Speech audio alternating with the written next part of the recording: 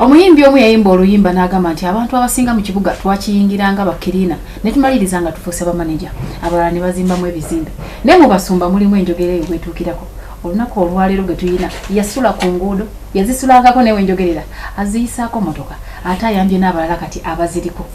omusumba eyakuba hit Pastor Bugembe wakuba hit akaba kayimba gwoliko amina mukama yebazibu kama yebazibu nnyo amina lwaki bagamba nnyo amina ennene kyanjalo kye kiri ku amina entono n'ennene tewali nnyo just kujubisa kukiteekamu savu sikiba nti kirina enjawulo sikirabako mu bayibuli ekitegeeza amina entono n'ennene byonna bye bimu Pastor Bugembe ye mukwano omusumba ennyabo wesumba w'ekkanisa yawa gy'asumba Nansana Light the World Church tugiyita worship house bwe mwagituuma kati lwaki mwagituuma worship house because there is good worship like okusinza okolyoka ekimemmette malina ga pastor nga tuli ku bukedde waliyo okukola tusinziza ddala kabaka naka naka ne mumuwulira ofuuse muzanyi wa katemba kituufu njagala kutandika drama yalwa bwega kwanza endawulo de wamutandise dda ono muwala agenda akugamba we yakuloota olw'omwana omubonyabonya lwaki tovaayo sikutegedde stanti yakuzannya katemba oba omuwala ddala agamba akuloota owange nange simulabangako simusinkanangako nze nalowooza byakuzannya naye bwe yakola story yokubukedde negoinga viral nnyo okusinga kinali ndowooza so it's not katemba nange kirayika yandoota tenza bulijjo abantu mbagamba ndi handsome nga tebakkirize kati kabankayanire ku TV bategeere bulungi bunsuseeko oba kana kazannyo mwaka kuba nga tulina worship night just kuteka stand mu bantu nalokoka nzoza tekyetaagisa nnyo katemba ne Katonda wantadde mbeera mu tanyaato okutandika okuzannya emizannyo naye bw'oba nga tokkiriza birooto bya muwalo kitegeeza nti ne Yesu kyamukkiririza mugamba Yesu ayogera yamugamba nali ngenza mu Oman kola nagenda mu December nkola bunya emirimu gyange mpaka mu Gwokutaano ntandika okubeera nga nfuna ebirooto nga bingamba nti wajja kunona ssente naye wajja kutegeera Katonda gwe wali tokimanyi ntandika okutegeera kale nembeera nga nfuna ebirooto nga nkube n'amasimu nga waliwo omwami omu abinvuunulira kakati paka ennyumba nenjivaamu nenzerayo ku ofiisi nga binsobedde ogw'omukaaga kati ogw'omusanvu ne manager nabeera nga nfunira amayumba amalala nga ntwala okukola nga bwe nkomawo nga nvaayo ne nkomawo manager nga mbuuza naye Raila omanyi okukola emirimu kiki ekikujja mu mayumba ne mugamba manager nze ndoota ebirooto ate olumala okiroota mba nina okuvaawo kubanga nkirota nenkiraba mba nina okuvaawo nti kiki ne mugamba Uganda wali omwami owita Pastor Bugembe angamba tolina kuddamu kufumba mu nnyumba ya Mwarabu yonna olina kufumba mu nnyumba yange kati nga manager mugamba nga manager agamba oyo katemba we wammwe nga mugamba kale noonya ennyumba endala ontwale nga ntwala bwe ngezako okukola emirimu wakiri nnyinza owanda omusaayi ogubuguma nenguwanda nenva mu nnyumba eyo nga nkomayo ku office manager nga ngamba naye gwe kiki atatereera ne mugamba manager okukola njagala era nga bondaba naye olwo omwami angamba siina kufumba mmere nze newabeera kyayi nga Omwarabu yamufumbi nangamba omusa mu frasika ebyo nabyo byakoma mugw'omusanvu ekyo nakyo siina kuddamu kiko mbeera nga nkuba amasimu ene Uganda nga ngamba mama wange mama nga ngamba ati Raila olabika eriko ekikyamu kireke waliyo emizimu ne mugamba mama nedda nze nali mu nnyumba emu nkubuulire Yesu gwe bagamba mwennyini nandabikira nangamba byotegeera bituufu togenda kuddamu kufumba mu nnyumba yonna empaka olina kufumba Pastor Bugembe ne mugamba sebo lwaki ogamba nze ndi mukadde ate nazaala nadda ku baana basatu nakwata nangamba abaana bampe ne mugamba Yesu baana mbakuwadde kati nangamba gwogenda kufumba Pastor Bugembe ne kati buli we nebaka inga mulota Pastor Bugembe ajja ngamba Raila oneganye kati ndotanga ngamba nti ngenda kuzayo Uganda mu ngeri y'ekyamagero nengamba kaninde nengenze nsala eswala zange 5 buli lunaku. Lwaki totuukiriza ekirooto ky'omwana? Twale. Si omuwala buya na musiraamu asaze dini tubana tukubya akavulu musiraamu wa pasta tuba tukuza akavulu. Nze kintu ky'omwana oyo kinsesa kubanga buli omu akiraba tajja kwambala tajja kwesiga bizigo tajja kwata simu kujja kw'omuliguzi. Buli omu akiraba nti mulalu naye ate banfudde munaasonyiwa okuseka naye kiri mu giraasi nti oli yagwa eddalu naye nange muntaddemu tugwe babiri eddalu kwega. Anyway abasaba bagamba musumba insitiria bwekulume kutuusa ku point y'okubeera okuwona kw'omwana kuli mu ngalo zo baako kyokola musumba. Anyway eky'omwana oyo ensonga ziringa 2. 1 ng'ogyeko katemba omutima gwatandika omunnumira olwa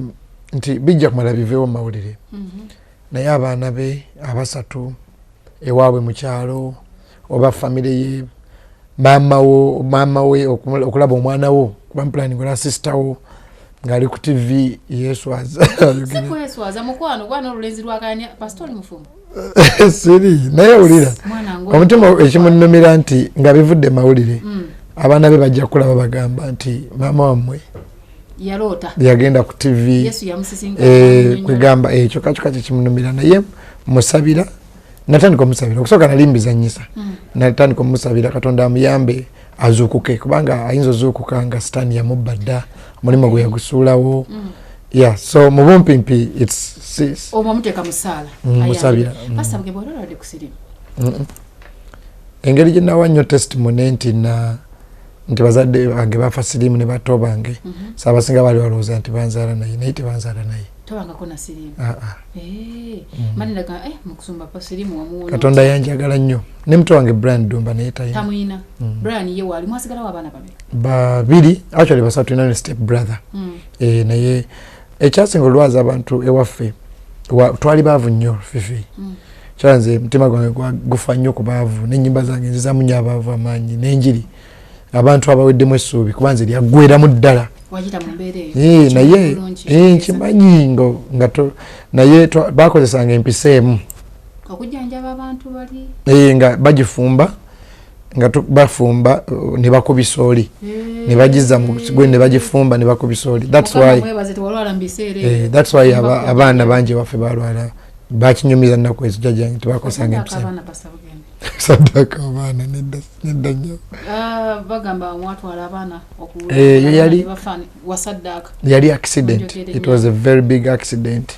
Era ekintu bwekito bwe kibaawo suubira abantu okwogera buli omu ayoge kati nga balaba kino ekyo najja tagenda nti kirabika baakipanze omutima gwange gwatukanugera ningambira omuntu omajja kulowooza kipange naddala kuba tubeera mu nsi nga mulimu abakwagala n'abatakwagala so tolowoozanga nti buli omu akwagala. It was an accident, a very bad one, very bad accident. Nalina obafeesinga kubanga Bayibuli egamba nti akola ekibi akyawa omusana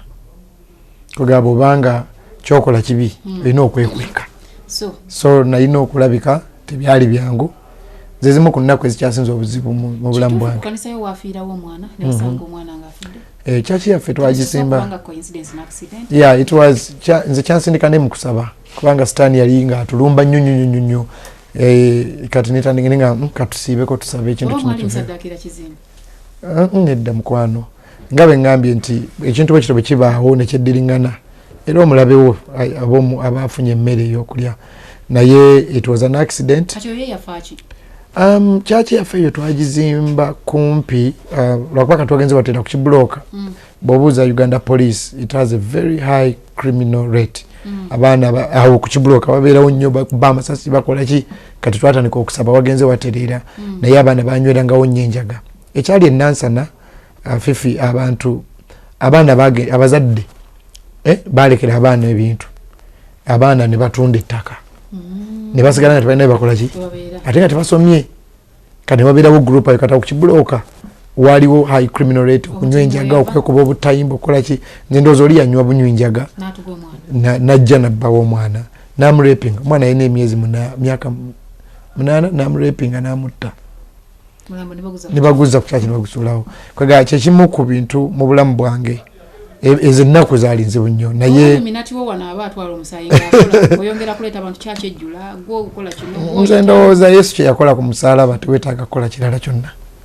so kino ekyokufa abantu kirina omusigwa it was an accident era nebaza Katonda nti naawe twayitawo abantu bagamba onyonyo ntendigaza ntya kiva kuki kitegeeza ki bakugulira emotoka ey'ebbeeyi ennyo ngabamu tebana sasula rent gye basula kino ng'omusumba okyogerako ki nze ndowooza okunsiima kyanneewuunyisa nnyo nnyo ekitegeeza kigambo ekituufu okukozesa ku kiri kusiima bansurprisinga kubanga ntambula nnyo ate olw'okuba nti tugula ettaka lya church tuzimba church nze ng'ekyemotoka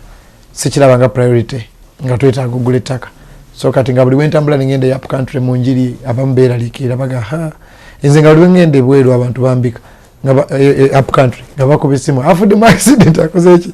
so nebaza Katonda olw'abantu abo ne leero nkyabeebaza nze saasanyukira mmotoka nasanyukira mitima kuba akakanisa ako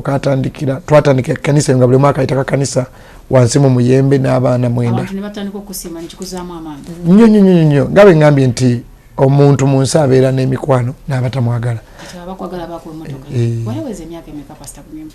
nali mpeza emyaka 32 egy'obukulu agiba gyabuvubuka kituufu oyagala baka abasajja ekyate wakijjewa Yesu bakindeetedde nogamba ayagala baka abasajja bataviira mu makanisa mutaviira mu nsindika kusiiba kusaba nenga ntujja kikubuuza sibaagala omukyala gwoyimba naye omuntu ki mukwano gwange mukwano gwange mukyala waaniye tanafumbirwa naye omwaja afuuka mwannyinaze si buli omanyi si buli muntu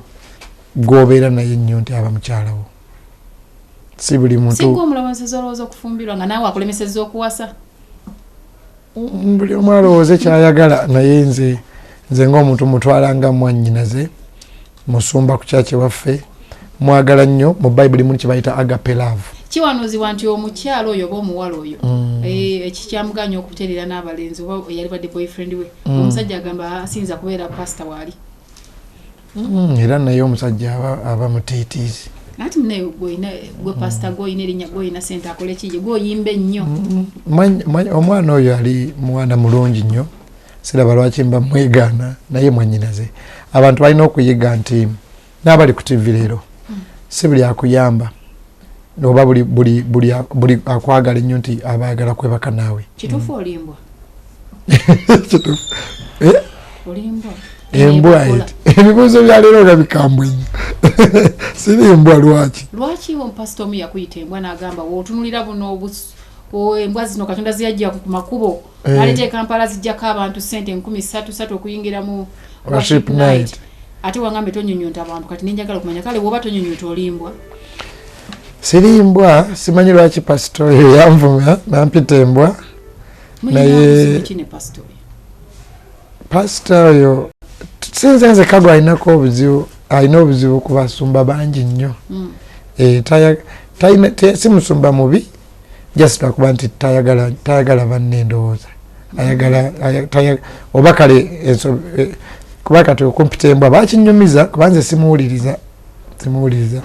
naye bakinyumiza nti yagamba embwa olwokuba twasaba abantu 13 okuyingira mu worship night nze ndowooza nti nze ng'omuntu nagezaako lumu abantu bayingirire bwereere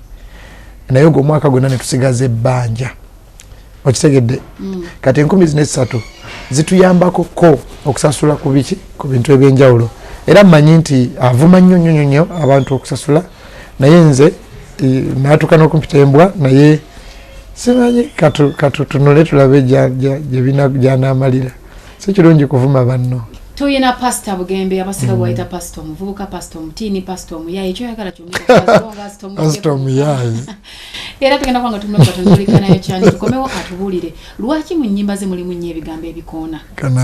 ensonga lwaki abasumba balala bamu atakenga oba yatandika entalo